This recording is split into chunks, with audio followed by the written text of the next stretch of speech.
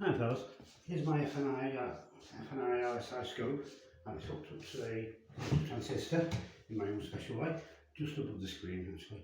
I'm going to see if I can get a reading off this gadget to the filter transistor of my gadgets.